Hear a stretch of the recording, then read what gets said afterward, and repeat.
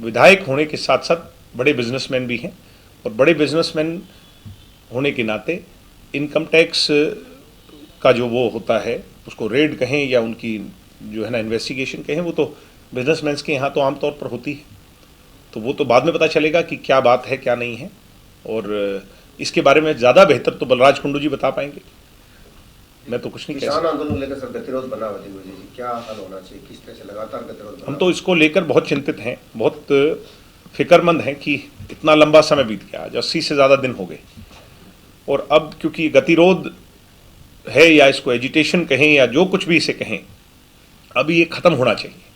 किसान परेशान है, सरकार परेशान है, आमजन परेशान है, और लोगों का दिल पसीज रहा है किसानों की तरफ। जब हम देखते हैं, सुबह उठते हैं, तो हमें इस बात की पीड़ा होती है कि इतने लाखों लोग, हजारों लोग बॉर्डर्स पर बैठकर या धरनों में जाकर के अपनी बात कह रहे हैं।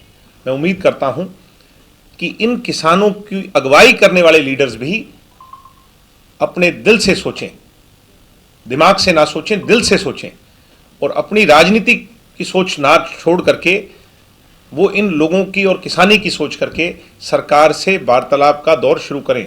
2 दिन पहले, 1 दिन पहले बार बार स्टेटमेंट आ रही है एग्रीकल्चर मिनिस्टर साहब की कि हमारे से बात करने आए। तो अब ये रवैया जो है हमें बदलना होगा। किसान नेताओं को ये समझना होगा कि वो वहाँ जिस मकसद के लिए बैठे हैं उसका समाधान सिर्फ सत्ता में बैठे लोगों से बात करके ही हो सकता है। रैलियां, धरने, प्रदर्शन, या कुछ लोग ये कह रहे हैं कि अब फसलें जला लें, ये सब चीज़ें मैं मानता हूं कि इससे इसका समाधान नहीं होगा। अच्छे लोग भी हैं उन लीडर्स में, और कुछ ऐसे हैं जो बेगैरत हैं और जिन्होंने सिर्फ और सिर्फ मकसद उनका राजनीति चमकाने का। समाधान कैसे निकलेगा? हालांकि किसान अड़े हुए हैं अपनी मांग पर कि तीनों कृषि कानून, किसी भी समस्या का समाधान डेमोक्रेटिक स्ट्रक्चर में गोले बारूद तोप और तलवार से नहीं निकल सकता, बातचीत से निकल सकता है। हमने भी बहुत एजिटेशन किया, आपने देखे, मगर अल्टीमेटली बातचीत ही उसका हल हुआ।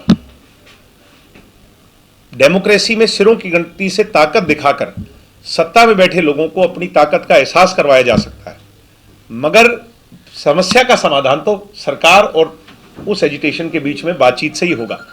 सरकार किसानों की ताकत को बहुत गंभीरता से ले रही है, उनकी भावनाओं को गंभीरता से ले रही है, मगर बातचीत तो करनी पड़ेगी, बिना बातचीत के कोई हल नहीं। एक राजनीतिक पार्टियां भी किसान महापंचायत के नाम से जगह जगह रैलियां आयोजित कर रही हैं।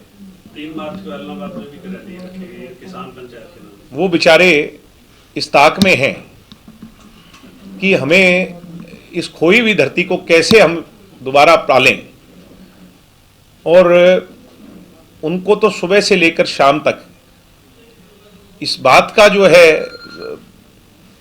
दर्द रहता है, परेशानी रहती है, या देसी भाषा में कहें, उनके तो ज़्यादा मरोड़ा इस बात का है पेट में, भाई ये जेजेपी कमज़ोर कैसे और तुम्हारी जो है ना वो दाव लग जाए।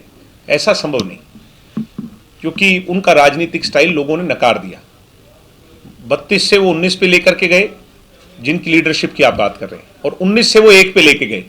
अब 1 के बाद तो 0 ही आता है, और दुष्यंत चौटाला ने अपने दम पर इस जेजेपी को खड़ा किया, बहुत आगे ले गए।